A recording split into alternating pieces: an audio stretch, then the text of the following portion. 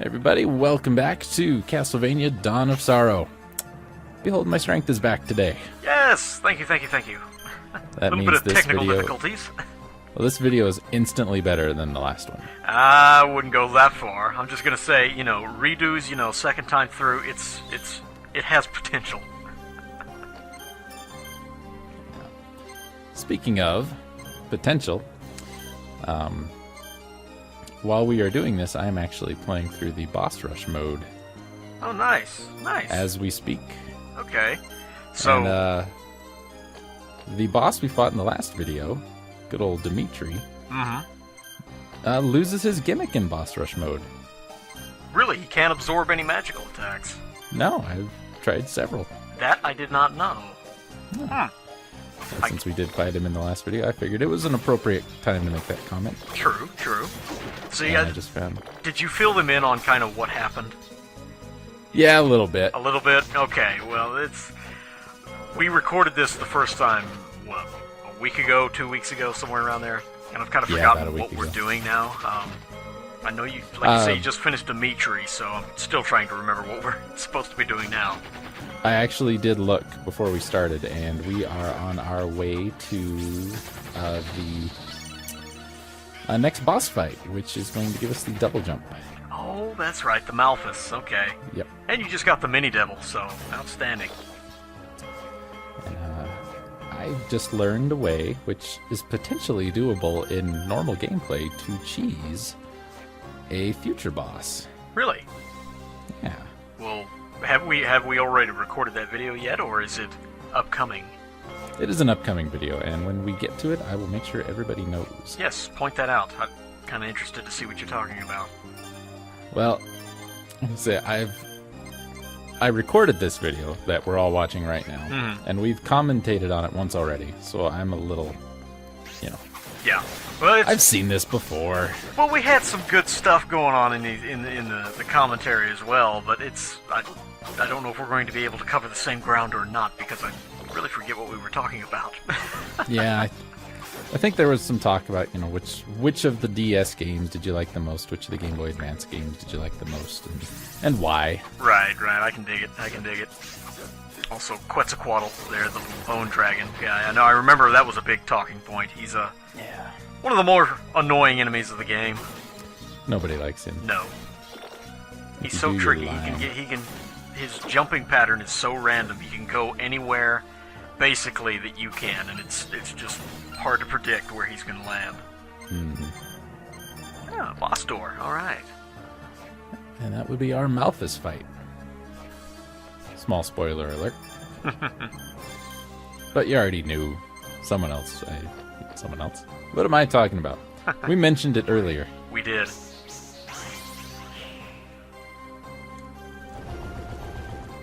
It's kind of interesting that they had these bosses back to back like that. First Dimitri and then the Malphus.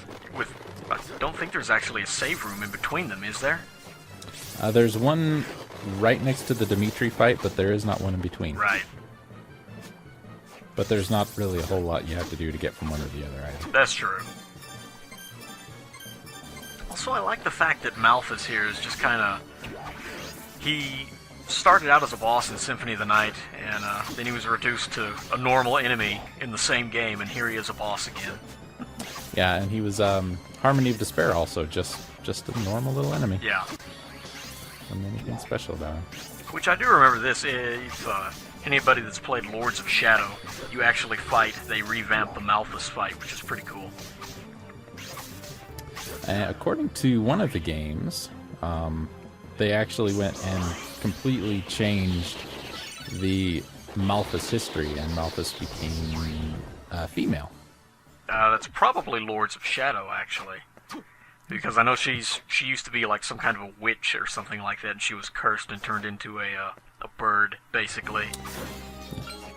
And that's how you fought her. She'd fly around, she'd spit eggs at you, you'd grab them with the whip and like throw them back at her, and conquer her over the head with it. It was interesting. That's kind of bizarre. It is. Not gonna lie. But interesting nonetheless, sir. The standard Malphus lore, especially the lore from this game, just states that Malphus is he's the prince of hell and commands a bunch of legions of demons. And Yeah. whatnot. But you can't really go by Lords of Shadow as far as relating them to any other Castlevania game, because it is a, it's not a remake, it's not even in the same, what's the word I'm looking for, canon, I think. It's an entirely different, supposedly, game. Well, the universe doesn't. Yes. There you go, match parallel universe, thank you. That's how you make games work, if you don't know what else to do. Exactly. Say, oh, well, yeah, this is not the same universe, that's why Yes. this can happen. Right. It's the same character, it's just, you know, it's different. Yeah. Yeah, that makes sense. And actually, according to a lot of game makers, it does make sense, which is why they more or less overuse that little gimmick time and time again. Well, we can't all be Mega Man or Metal Gear or something. Yeah, true. Because we all know that the Mega Man series lore and the Metal Gear Solid story is absolutely infallible. Right. It's like the Bible, the video game Bible in a way. Well, you know, Mega Man worked out just because, you know, you don't really do much with Dr. Wily until the one game where you actually capture Dr. Wily. Yeah. And then the next game, it starts out with him busting out of jail, so that makes sense. It has a timeline, it just doesn't really matter. Which I think we talked about this too, the whole Zelda thing, trying to compare the Castlevania timeline to the Zelda timeline, and it just... I don't know. As long as you don't think about it, it makes sense. Yeah. Which, oddly enough, people have wasted hours and hours of their time thinking about it. Which is kind of a scary thought. Way too much time has gone into trying to make these things make sense. It was so much so that the producers of Zelda actually got together. They never wanted a strict timeline, I don't think. But because of all the fan, fiction, basically, because that's what it was. Mm-hmm. The fan speculation and all that. So they finally come together and said, you know what, y'all are idiots. This is the way it really is. We didn't want to come out with this because we just rather focus on the gameplay, but you morons, you forced us to come up with a cohesive story, so here you go. Yeah. You're all wrong, by the way. And it was somewhat cohesive about halfway through, and then it's like, now we need to bring that alternate universe in. Oh, and not just one either. I think there's, 3, 4? Yeah, 2 or 3 at least. All branching from Ocarina of Time. Damn that game. That's the game that ruined the whole thing. It is. And I mean that sincerely. So in other words, basically, the worst game of the Zelda series is Ocarina of Time. Well, I think of Ocarina of Time kind of like Interview with the Vampire. Okay. Because before Interview with the Vampire, vampires were one thing. And then after that, vampires became Twilight. I can kind of see that point, actually. Alright, I can dig it. Yeah, I mean, that's just in my mind. That's just how it's always worked. I have never thought of it that way, but you have in an odd way, you have a point. We had Dracula, and then we had Brad Pitt. And then every vampire since Brad Pitt has been Brad Pitt. Damn you, Brad Pitt, you fucked the vampires up. It's because of you we have Twilight. Thank you, sir. Yeah. Which actually, though, I mean, as far as, Ocarina of Time is concerned, I thought it played really well. Yes, it's a very well... It's not a bad game. No. I don't dislike the game. But story-wise, it's kind of... And even when the game come out, it wasn't bad. The story wasn't. It's what they've tried to manipulate it into that's turned it into a bunch of screwballery. It's the legacy. Yes. It's kind of like, the legacy of Nixon or something like that. That and just how everybody just absolute... That and Majora's Mask. Everybody just, these games are flawless. There's nothing wrong with them. They're perfect in every way. That bothers me. It does. Even if I agree with it, it's talk like it. You talk like it, and it just drives me nuts. They're good games, don't get me wrong, or I think they are. And I think they're really good games, as a matter of fact, but as far as being perfect or anything like that, no way. No way. Not many games even come close to being flawless. No.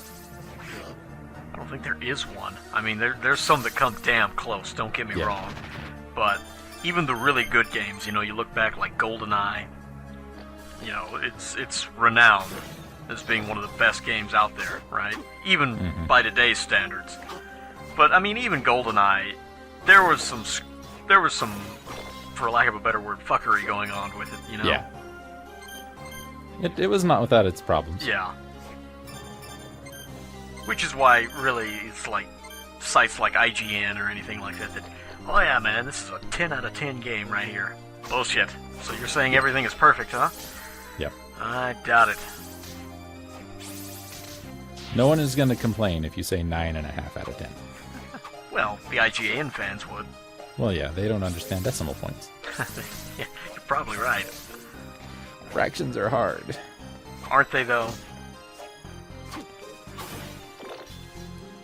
I should be paying more attention. I was just going to say... As I'm just going to say, I should be paying more attention to what we're actually doing. Yeah, we've got the mouth should be as soul paying more now, attention. but we're down here in this little torture dungeon thing. I seem to remember... Oh, yes, this is where it took you about 5 hits to learn the spikes drop from the ceiling. Well, they're tricky. They are tricky. You never know. They might just not drop. Not drop, yeah. Also, this is the gimmick that we, kind of like the tutorial that you mentioned first time around, with these, what is it, soul-specific walls that you have to hit. Yep. Yeah. All, like, 4 of them Yeah. throughout the course of the game. Which 3 of them are back to back to back later on. So this is basically just kind of cluing you in, like you said, to, that it is a gimmick, it is a thing. Get ready for it sometime later on.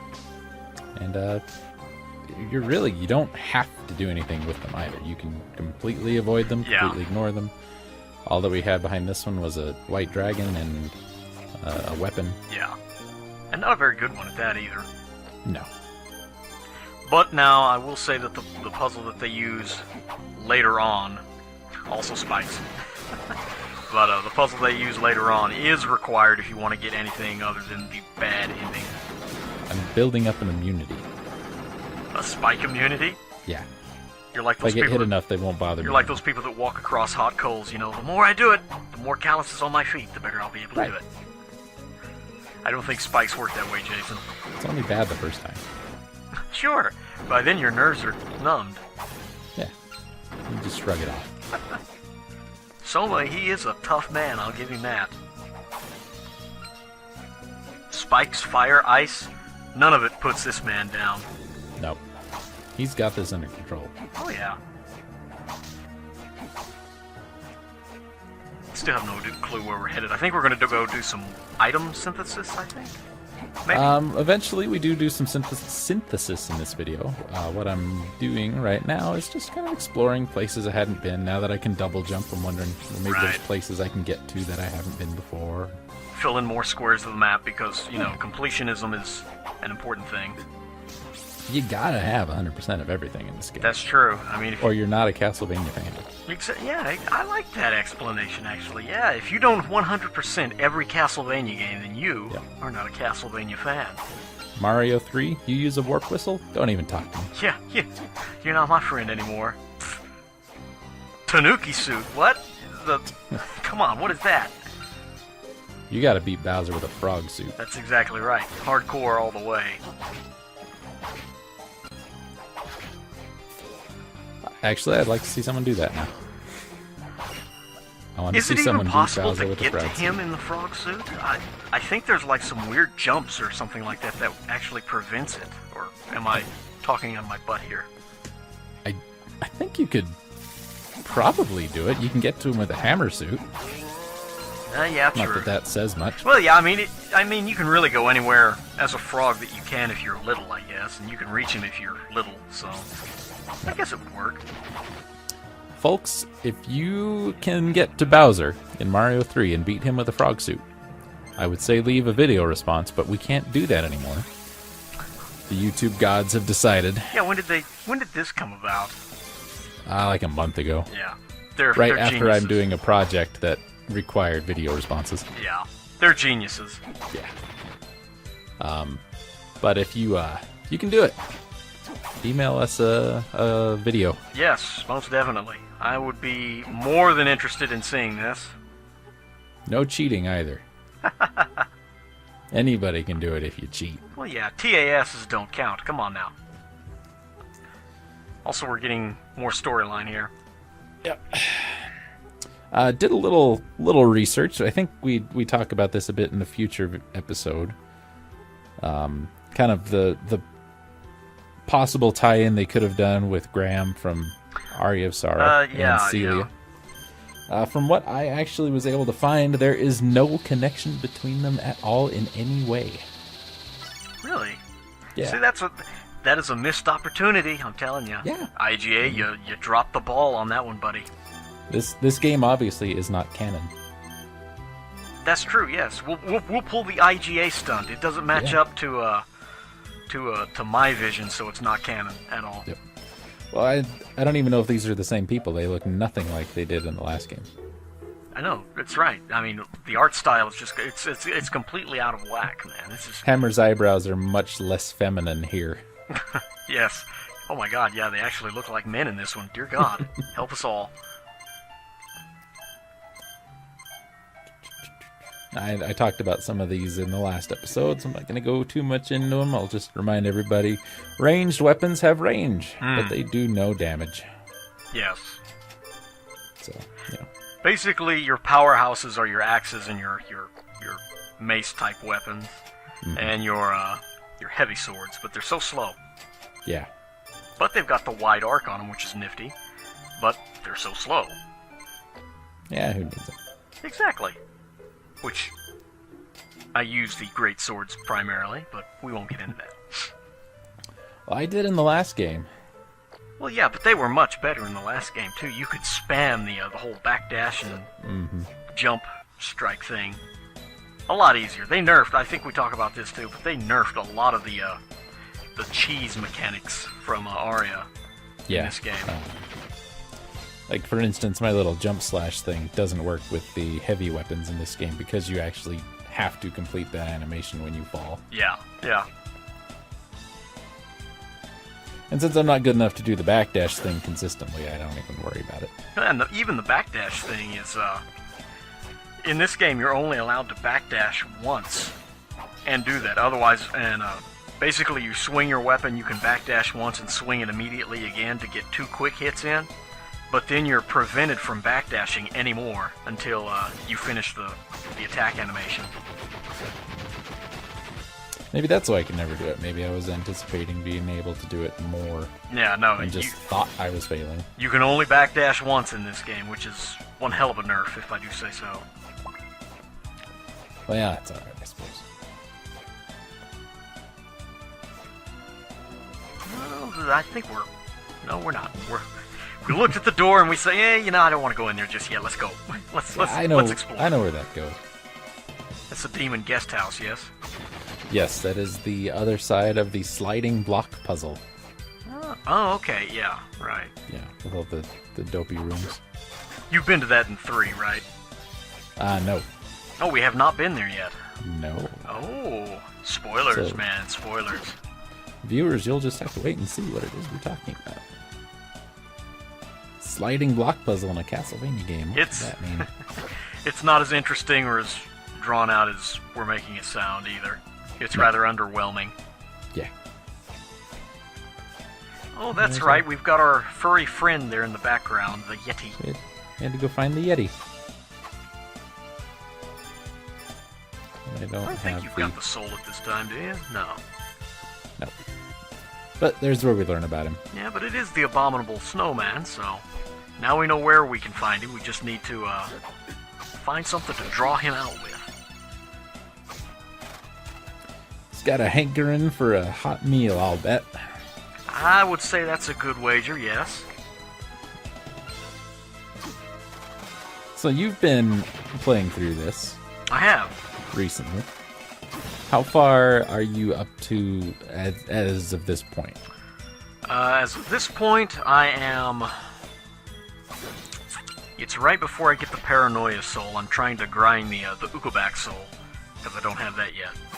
God, that was a fun soul to grind. Yeah, it's a pain. I made it all the way up to those 3, enemy soul blocks that we talked about earlier. and only to find that I don't have one of the required souls, so now I had to go all the way to the opposite end of the entire map, is where the only Ukobaks are, and now I'm trying to grind for them. It made me happy. Isn't it great? I don't know if that's the word I would use per se, but it was interesting. Yes. Just think how many hours of gameplay that adds, though. Oh, yeah. Had they not put all of that in, this would be a half-hour game. You know, in a way, that's true. Also, I see that this is where you're going to get cheesed out of the chakram there.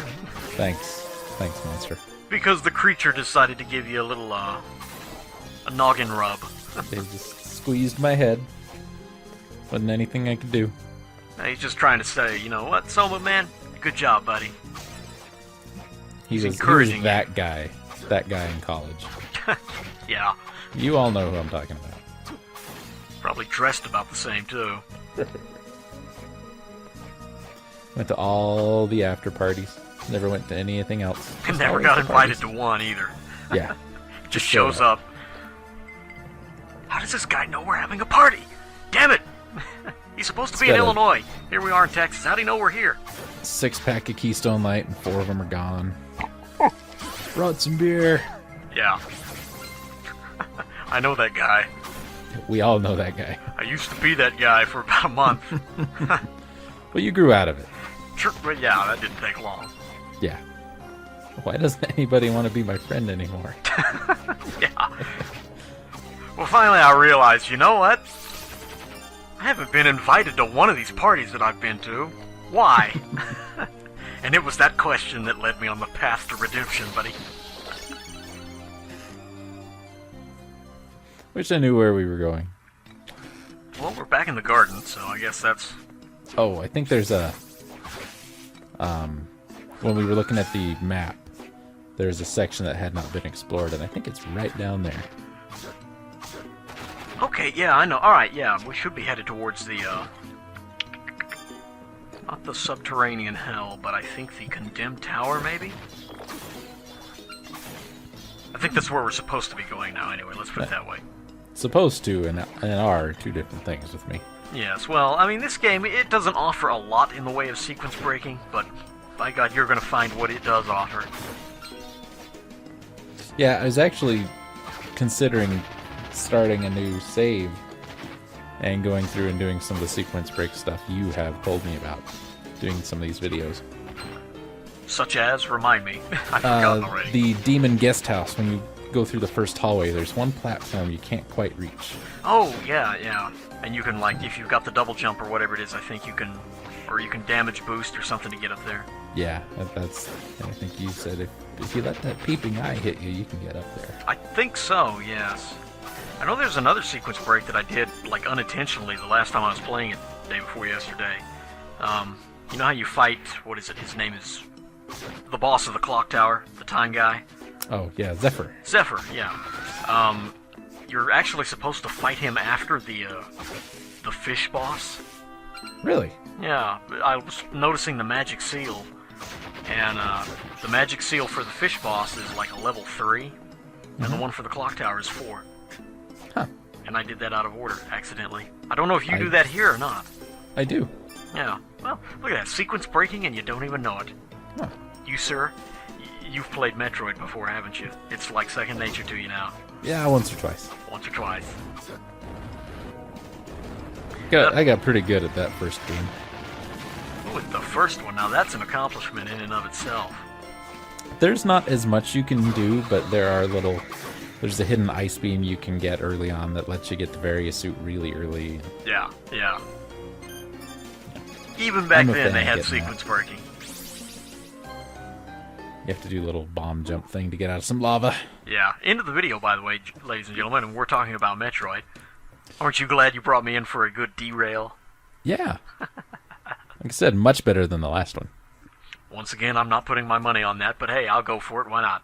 We'll see what the viewers say. Yes. Catch y'all next time, folks. See you, folks.